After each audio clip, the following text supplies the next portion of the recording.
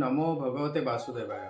नमस्कार दर्शक बंधु, मु आपण मानंकु मोर यूट्यूब चैनल आष्ट्रधर्म प्रकाश को स्वागत करुछि।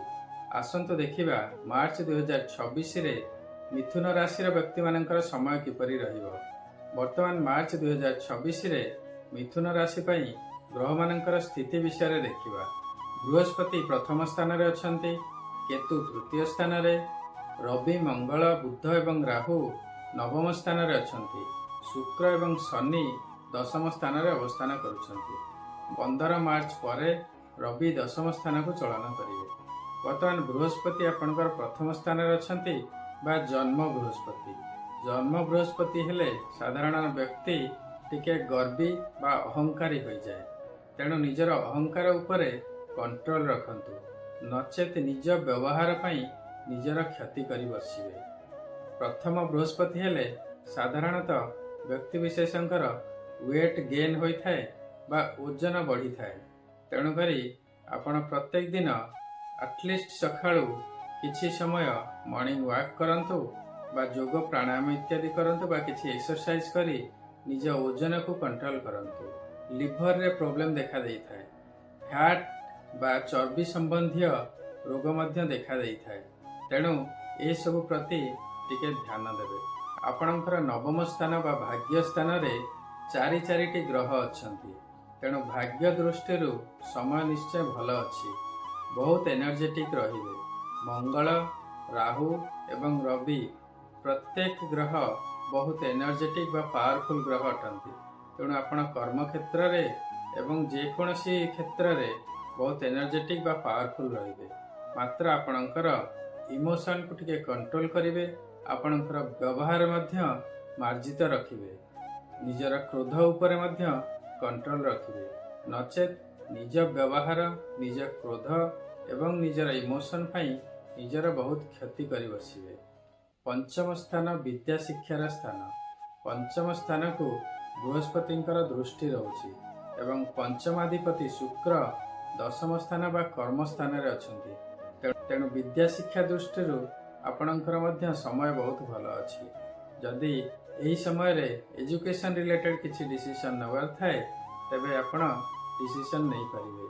समय बहुत भल अछि।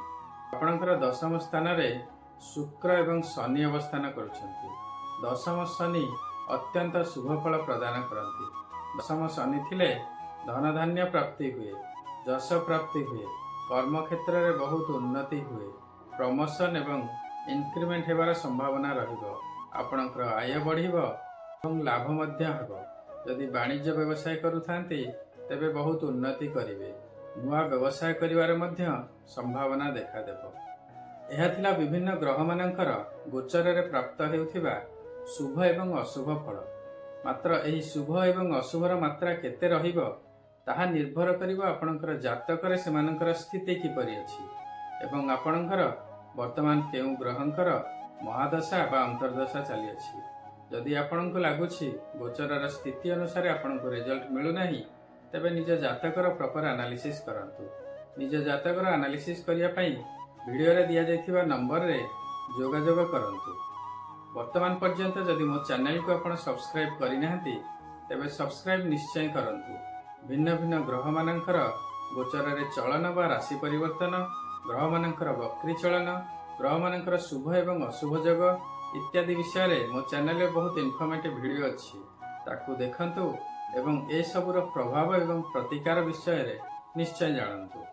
शनिदेवंकर कृपा प्राप्ति पई प्रत्येक दिन शनिंकर बीज मंत्र ओम सम शनिश्चराय नमः जप करंतु। शनिवार दिन शनि मंदिर जांतु एवं शनिदेवंकर पूजा अर्चना करंतु। राशि तेल रे दीपटिए दान करंतु। काऊ एवं बुला कुकुर मानकु प्रत्येक दिन किछि किछि खाइबा को दियंतु। दरिद्र श्रमजीवी एवं सफाई कर्मचारी मानकु खाद्य, कला वस्त्र, कंबल, छता इत्यादि दान करंतु। प्रत्येक दिन हनुमान चालीसा पाठ करंतु। शनिदेवंकर कृपा प्राप्ति हेबो। शुक्रंकर प्रतिकार पई आपण प्रत्येक दिन ओम सम शुक्राय नमः जप करंतु। सर्वदा धला वस्त्र बा पिंक वस्त्र परिधान करंतु। शिवंकर सर्वदा पूजा अर्चना करंतु। घरे माता लक्ष्मींकर पूजा करंतु। शुक्रवार दिन उपवास करंतु बा सात्विक आहार ग्रहण करंतु। ମାତୃଶକ୍ତିଙ୍କୁ ସମ୍ମାନ ଦିଅନ୍ତୁ। ଦରିଦ୍ର ସ୍ତ୍ରୀ ଲୋକମାନଙ୍କୁ ଧଳା ପଦାର୍ଥ ଯଥା ଚାଉଳ, ଚିନି, କ୍ଷୀର, ଦହି ଏବଂ ସିଲଭର କଏନ୍ ଇତ୍ୟାଦି ଦାନ କରନ୍ତୁ। ପ୍ରତ୍ୟେକ ଦିନ ସନ୍ଧ୍ୟାବେଳେ ଘରେ କର୍ପୂରରେ ଆଳତି କରନ୍ତୁ। ଶୁକ୍ରଦେବଙ୍କର କୃପା ପ୍ରାପ୍ତି ହେବ। ବୃହସ୍ପତିଙ୍କର କୃପା ପ୍ରାପ୍ତି ପାଇଁ ପ୍ରତ୍ୟେକ ଦିନ ଓମ୍ ସହ ଗୁରବେ ନମଃ ଜପ କରନ୍ତୁ। ଯଦି ଗୁରୁ ଦୀକ୍ଷା ନେଇଥିବେ ତେବେ ଗୁରୁମନ୍ତ୍ର ଜପ କରନ୍ତୁ। ନିଜ ଇଷ୍ଟ ଦେବତା ଏବଂ ଇଷ୍ଟ ଦେବୀଙ୍କର ପ୍ରତ୍ୟେକ ଦିନ ଶ୍ରଦ୍ଧାପୂର୍ବକ ପୂଜାର୍ଚ୍ଚନା କରନ୍ତୁ। ପ୍ରତ୍ୟେକ ଦିନ ଓମ୍ ନମଃ ଶିବାୟ ଜପ କରନ୍ତୁ ଏବଂ ପ୍ରତ୍ୟେକ ସୋମବାର ଶିବ ମନ୍ଦିର ଯାଆନ୍ତୁ, ଶିବଙ୍କର ପୂଜା କରନ୍ତୁ। ନିଜ କୁଳ ପୁରୋହିତ ଏବଂ ବ୍ରାହ୍ମଣଙ୍କ ସହିତ ସମ୍ପର୍କ ଭଲ ରଖନ୍ତୁ। ପିତାମାତାଙ୍କର ସେବା କରନ୍ତୁ। ଦେବଗୁରୁ ବୃହସ୍ପତିଙ୍କର କୃପା ପ୍ରାପ୍ତି ହେବ। ଆଶା କରୁଛି ଏହି ଭିଡ଼ିଓଟି ଆପଣଙ୍କୁ ନିଶ୍ଚୟ ଭଲ ଲାଗିଥିବ। ଯଦି ଭଲ ଲାଗିଛି ତେବେ ଭିଡ଼ିଓଟିକୁ ଲାଇକ୍ କରନ୍ତୁ ଏବଂ ସେୟାର କରନ୍ତୁ।